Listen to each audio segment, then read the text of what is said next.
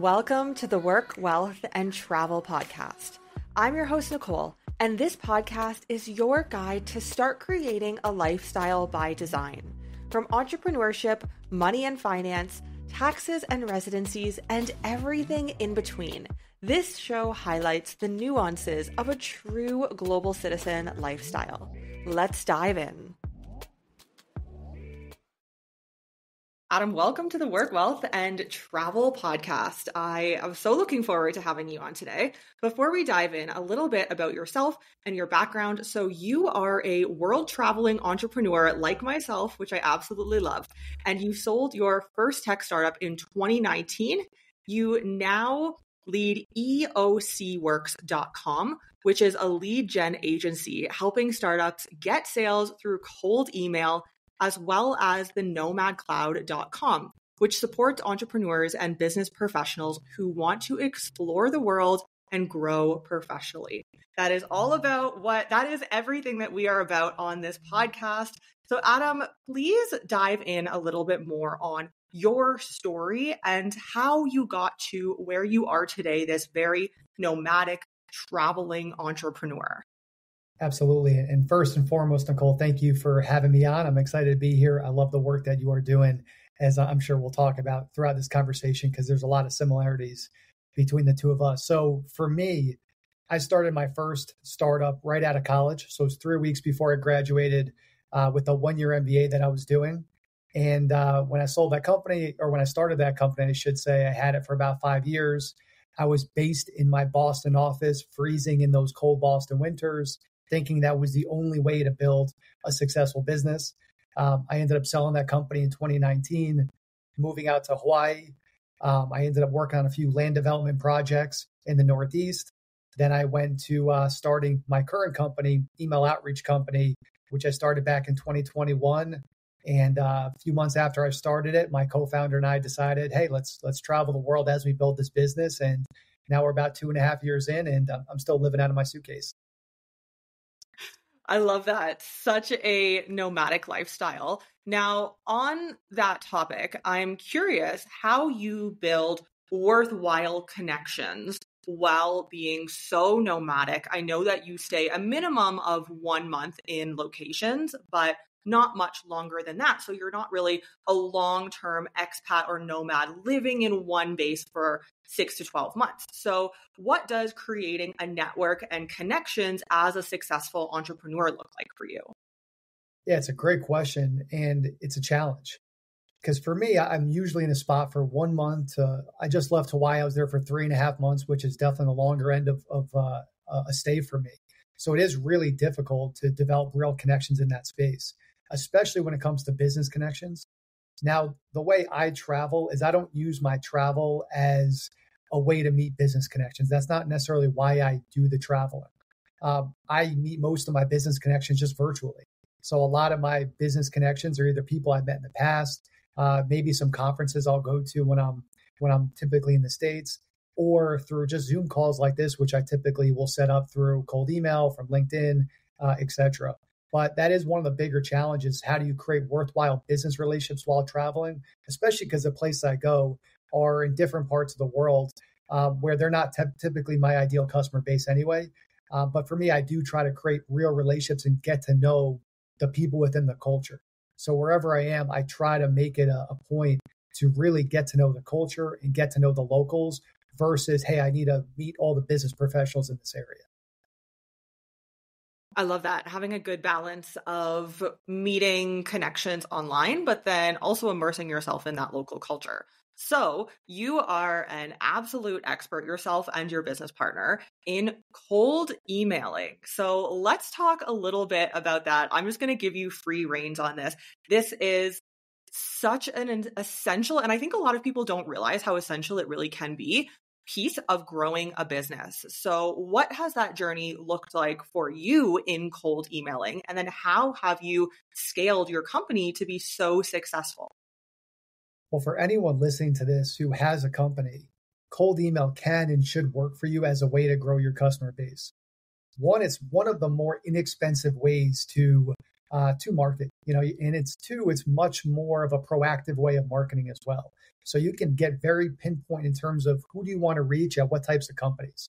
So in my previous tech startup, how we got just about every customer, a lot of them were big brands. Think Bank of America, Amazon, Apple, Goldman Sachs. We got them all from cold email. How I found the main investor that ended up investing in my previous startup, cold email. How I found the company that ended up buying mine, cold email. So cold email was so big with everything I did in my previous tech startup that parlayed us into building this current startup, email outreach company. And then even with this company, we've had over 60 of our full service customers, where over 35 of them have come from cold email. So it's been really the most key point for us in growing our business. And then we look at other ways where you can leverage email. When my co-founder, when he was first traveling, and he was traveling right in the heart of COVID, when he was looking for a place to stay, what he was doing is he was cold emailing different embassies in different countries to see who would allow him to come. And the one embassy that got back to him happened to be Italy. And they were like, yeah, come on in, no problem. We'd love to have you here. He ended up going to Italy, and then he made it his home for a few months. So cold email has worked with that. We do a lot of Airbnbs and long-term rentals. I know it's not email, but we'll send messages as a way to negotiate rent in these different stays. And we'll save anywhere from 10% to 30% or more on our stays just by sending personally crafted messages to the host. So cold email or just messaging in general can be huge for anybody, especially for a business owner. That's so cool. I love that. It's never at all crossed my mind to cold email government agencies or embassies. Interesting strategy. I love that. Thinking outside the box.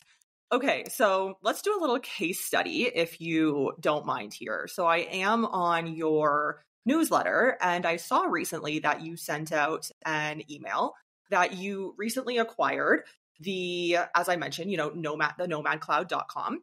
And I believe that started with not a small number of subscribers, but much smaller. And you can share the numbers if you would like. And you have since grown it in just a few months' time to 10x more what it previously was when you acquired it. So can we use this as a little bit of a case study and what that looks like to actually use email marketing successfully in a business? Yeah, so my co-founder and I, we were interested in building some type of a travel brand because it's so core to what we do every day.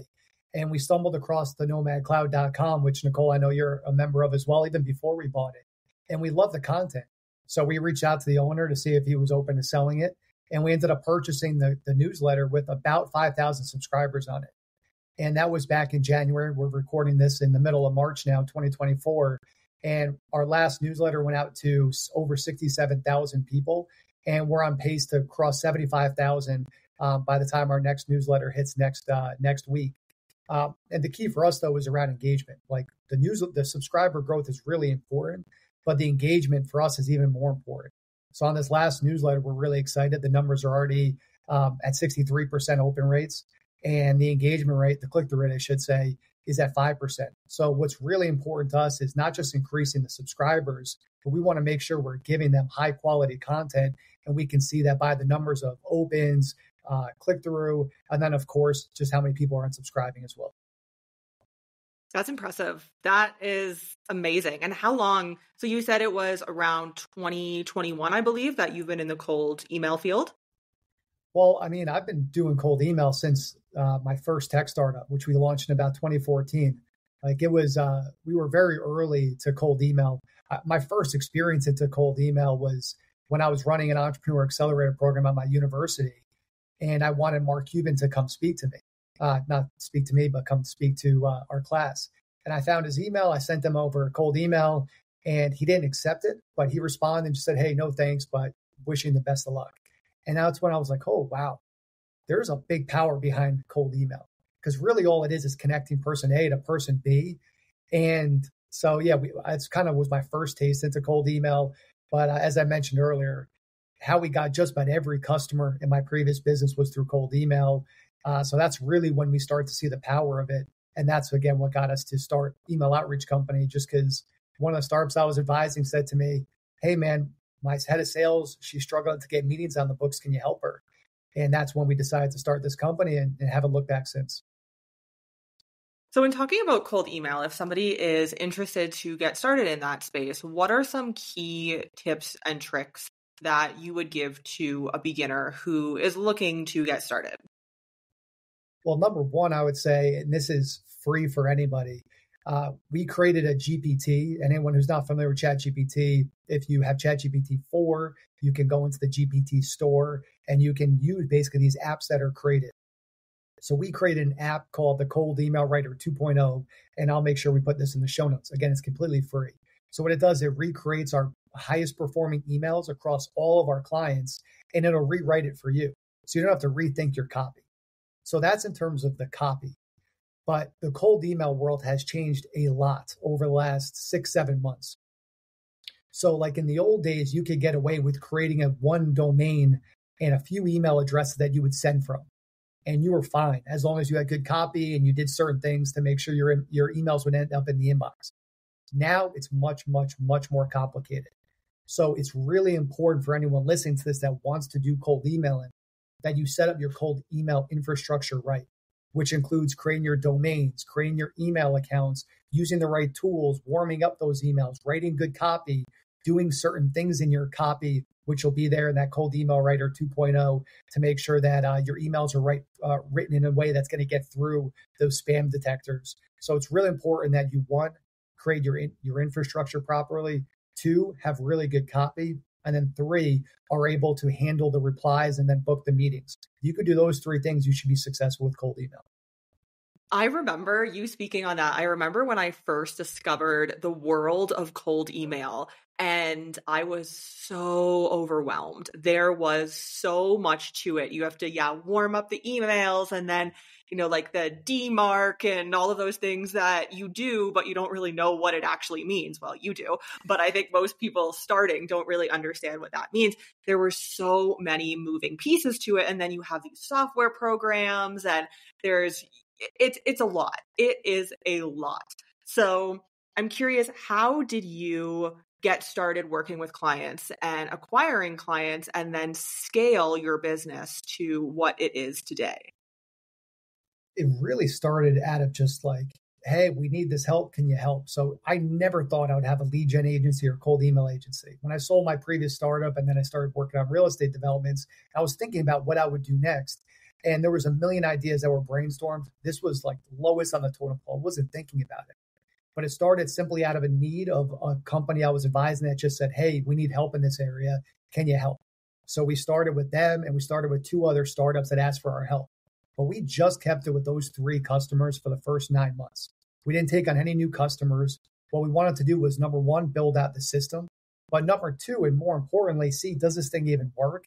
And do people want to keep paying us for the service? When we proved out those 2 things, that's when we started adding new customers. In terms of scale, the 2 big things is we had to get new customers, and then we had to figure out ways to manage those customers. We didn't know if we could handle 5 customers, if we could handle 10 customers, if we can handle 50 customers. As time has gone on and we've improved our processes and our systems, we've learned what we can manage and how to manage it more effectively. But yeah, it just really started out of, hey, people had a need, and we started a company based on that. And so now I assume you have an entire team behind you who helps manage these clients as well. Yeah, in the beginning, it was me handling every single email response that we would get, doing everything manually, which is so important. Like you gotta do it yourself first.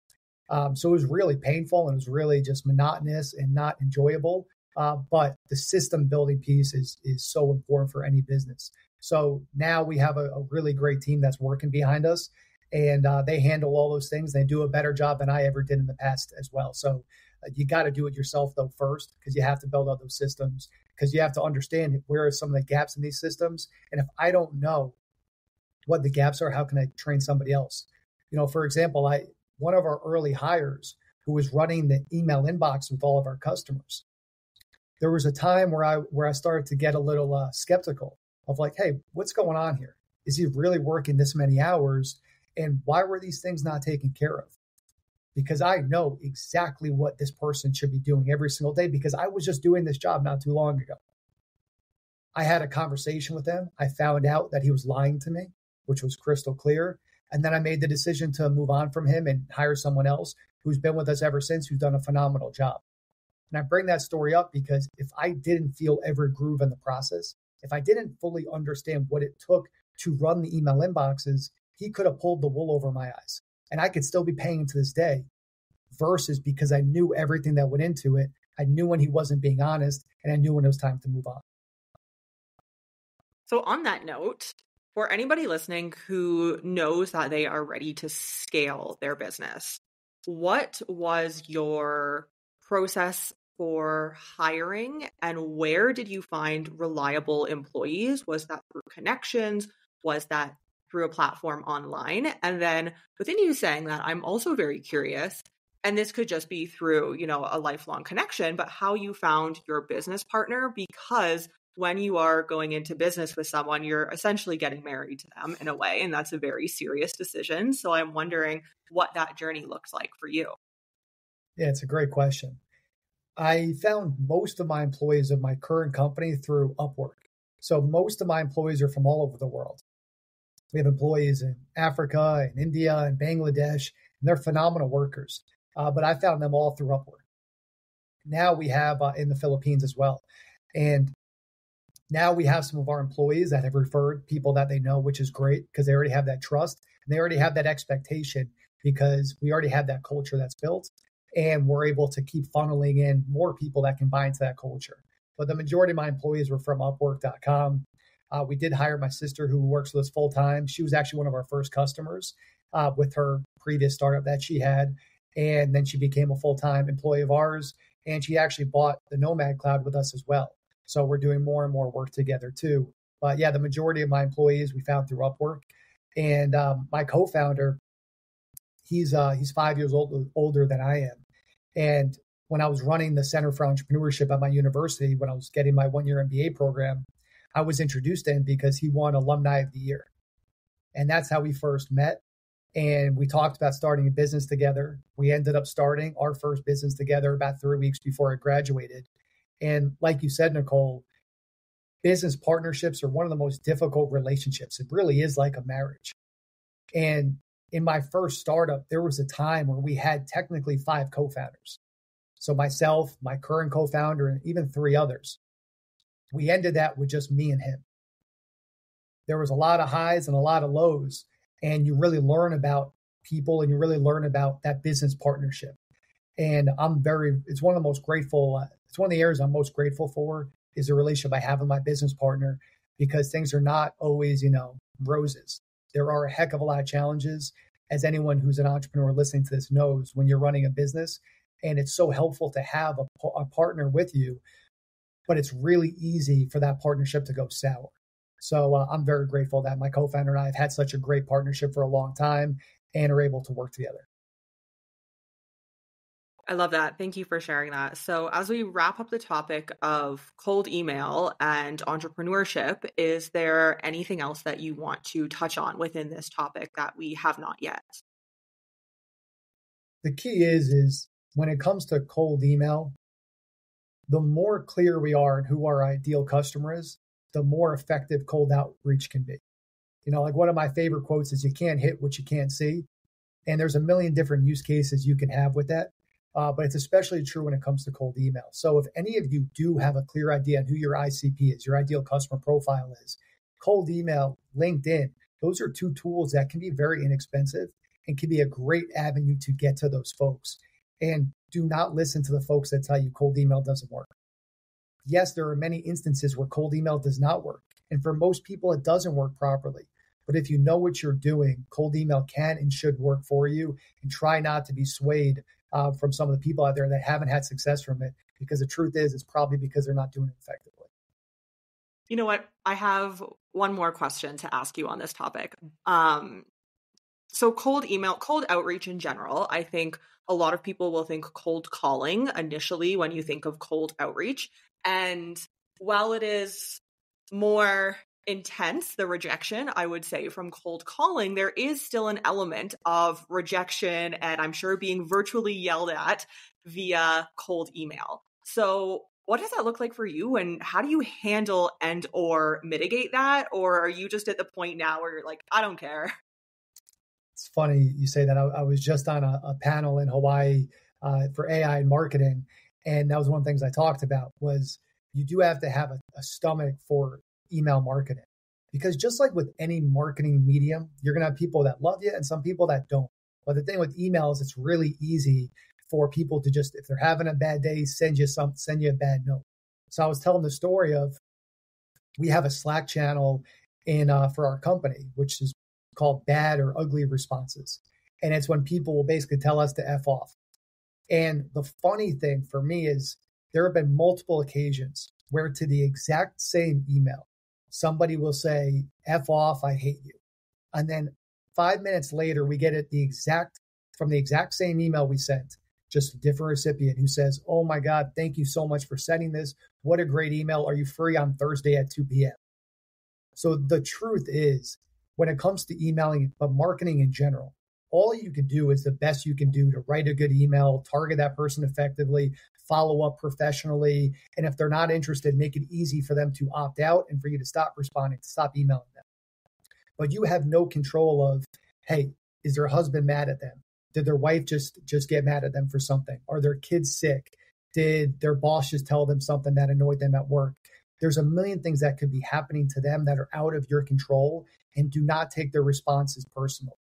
Are you interested in becoming a global citizen and living a lifestyle by design in a country that aligns with you? If this is a lifestyle that you're seeking to create, we can help. Whether it be multiple residencies, citizenships, bank accounts, trust or company formations, we operate in 30 plus of the most tax-friendly jurisdictions around the globe to get you structured properly. Head to the link in the show notes to learn more and to get your global citizen journey underway today. When I was running my real estate developments, I would do a lot of Facebook ads. And it was a lot of times me on the property, taking a video of myself showing the property. It was in the heart of COVID. And I remember a guy said to me, he commented on my post and said, I hope you get COVID and die. And I like to, when I would get negative comments, I would just try to be kind in return. And we started getting back into a conversation. And then by the end of the conversation, he said to me, hey man, I'm so sorry. I was having a really bad day. You seem like a cool guy. At some point, I hope we can grab a beer and I can apologize to you in person. Like, his comment probably had nothing to do with me or very little to do with me, and was more to do with just he was having a rough day and wanted to take it out on somebody. So I always try to encourage people, when you do get those bad responses, please do not take it personally, because I do know those bad responses can sway people away from cold email when the majority of people, they move on and it's not a big deal in their life. So do not get swayed away from those few negative responses that you will inevitably get. Is it ever, and I imagine not now, but potentially at the beginning of your cold email business and journey, is it ever disencouraging to get multiple negative responses or rude responses and be like, this is a terrible campaign or offer? Yeah, I mean, even today, like if I see them, I still will be like, your stomach, of course, turns. You know, you're still human. You know, it doesn't feel good to see those negative responses ever. But yeah, you do. Whenever you get those negative responses, I do look at the campaign and say, like, was there something that we didn't do well? Did they ask me to remove them from a campaign and we didn't remove them? Was the messaging poor? Did I follow up too many times? Like, I do want to look inward and say, did I make a mistake or did we do something wrong? But assuming I didn't do anything wrong, then you have to move on. But yes, like the human emotion in you, definitely like the fight or flight does always creep up. So that I don't think that'll ever fully go away. Yeah, I totally understand that. So I want to shift focus to talking a little bit more about your travels and your journey. So I'm going to read off some of the beautiful countries that you have lived in. And I'm curious how you maintain, and of course, as an entrepreneur, I'm sure you have a system for this, how you maintain a solid work-life balance while working from Hawaii, Florence, the south of France, Monaco, London, Paris, Montenegro, Cyprus, Switzerland, just to name a few, and living there for 1 month minimum plus. So what does that look like for you? The good thing is we have enough customers where we have to be held accountable. Like our schedule, and when I say our, I mean my co-founder and I, because we do travel about half the year together, is we even if we wanted to be lazy, our customers hold us accountable just because there's too much stuff for us to do where we can't abandon them or our employees. So that's number one, versus early on when we only had a few customers, it was probably a lot easier to say, hey, let's take the day and explore this area. We don't really have that opportunity anymore just because we're a lot busier. But even in those times, the key for us is I want to have my cake and eat it too. Like I want to explore the most beautiful places in the world, but I don't just want to do that. I need to also be building a successful business and growing myself professionally. If I'm just doing one of them, I'm not whole. So I need to do both of those at the same time. So that's really number one. And then number two is just creating a system that can work for you where you're in front of your schedule, you're controlling your schedule is not controlling you. So for example, like when I'm in Hawaii, I'm not waking up and taking meetings at 4 a.m. or 5 a.m. When I'm in Europe, I'm not staying up till midnight or 1 a.m. taking meetings. I know here are the times when I'll take meetings. I know here are the times where I need to get my focus work done. And then here are the times where I'm going to go out and enjoy a nice dinner or go to the beach or go skiing or whatever that might be. But it's really easy when you're traveling, I think, because of the different time zones, to have your schedule control you. I learned early on, do not let that happen. You need to be in control of your schedule. If not, you're going to be put on a roller coaster. Interesting. Okay, you mentioned within their professional development. I'm curious what that looks like for you working and connecting with many other entrepreneurs virtually. Well, a lot of it is I do have great mentors and people that I just stay in touch with. So business owners, business leaders that I've met along the way, and staying in touch with them as a way to even hold myself accountable and also get inspired by the bigger picture, because it's really easy when you're siloed to just see where you are. And that's one of the challenges when you travel. It's great being with my business partner because we can bounce ideas off each other, but we're not getting as much business inspiration as we're walking around Positano. You're inspired by the beauty, but you're not necessarily having day-to-day conversations about more opportunities to grow your business. So that's where it's really important for me to have different business mentors and just business friends in general that I have conversations with to help ignite that creativity so that I don't get too siloed and too stuck in my ways. Amazing. Well, this has been really interesting information, Adam. Before we wrap up, is there anything else that you would like to touch on, whether it be on the entrepreneur and cold email side of things or on the travel and lifestyle side of things?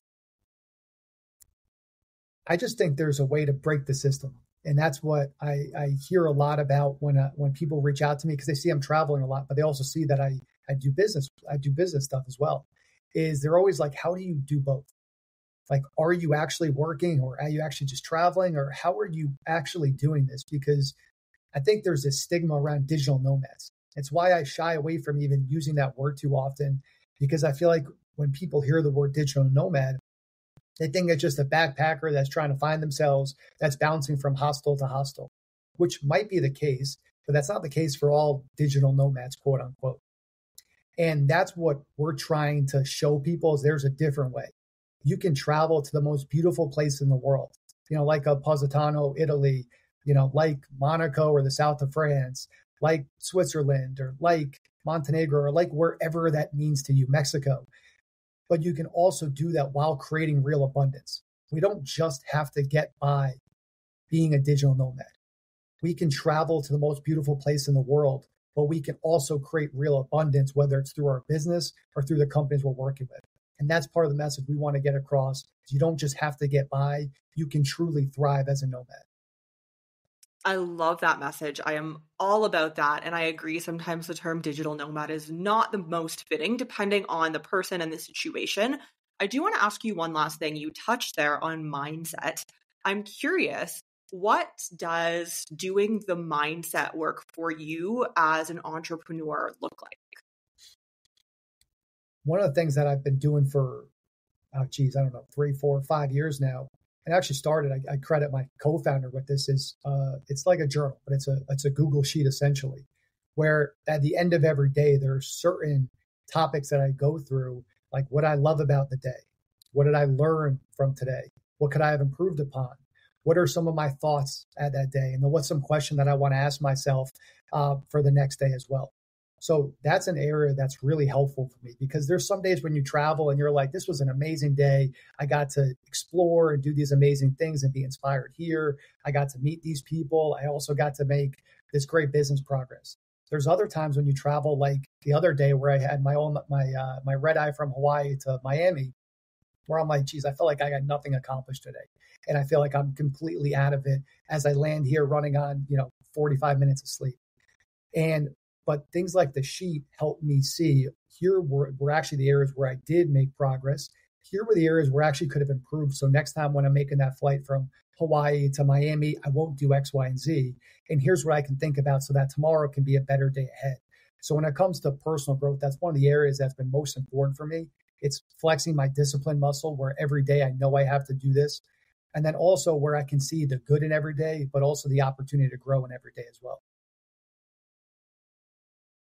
I really like that you mentioned that about the journal, because I find when I have a crazy busy day and as I'm going through the day, I'm going, I feel so accomplished today. I'm getting so much done. But then at the end of the day, I think to myself, wait, what did I actually do today? I feel like I did absolutely nothing. So if you have something to look back and reflect on, you can really see that progress you've made. And I also try to give myself, and I'm sure you do as well, some grace in I don't need to be working myself to the bone every single day in order to be successful, especially when living such an amazing lifestyle. And there has to be a balance, of course, if you want to grow and have something for yourself that's successful. But I find myself trying to put less pressure on myself, because otherwise it can be, work 12 hours a day, grind, hustle, and then that just leads to burnout. Yeah, exactly. And it's really easy for us to just forget what we were even doing. And all these amazing days or memories just get lost, and they all just kind of get moshed together, where now it's like I can look back to June 4th, 2022 and see, oh, wow, I was in Cyprus and I was thinking about this and I was doing this and I was struggling with this, where you don't lose all these amazing memories and amazing growth opportunities that we all have every single day. But if we don't track it, then we have no idea, and it just kind of fades away and the value gets lost. So that's been one of the most important pieces of my travel, is staying committed to that sheet and staying committed to that personal growth aspect. Because if you don't have that, again, I think you lose some of the value that we all intrinsically gain on a natural basis every single day. I love that. I might have to adopt that. So Adam, where can people find you online? So if you connect with me on Instagram, that's where I'm most active on social media. It's just at Adam I. Rosen. LinkedIn, I'm also pretty active. It's also Adam I. Rosen. My website is eocworks.com. The nomadcloud.com, of course, you could sign up for. And then if anyone's interested, we have we created also a GPT for travel negotiating. So if you're ever staying in Airbnbs, we have a GPT where you can just type in some information and we'll help you negotiate your rent so you can save some money on your long-term stays. So if you just send me over an email, I'll make sure we get that sent over to you, or we'll just put in the show notes. Again, it's completely free and hopefully can save you some money. I love that. That'll definitely be linked in the show notes. I think that'll be really popular. Thank you for being here, Adam. No, thank you for having me, Nicole. I love the work that you're doing, and I appreciate you having me on. You've just listened to the Work, Wealth, and Travel podcast. If anything from this episode resonated with you, I would appreciate if you share this podcast on your socials. And of course, be sure to tag me. And don't forget to leave a review on your favorite podcast platform. Thank you for joining me on this global citizen journey, and I'll see you in the next episode.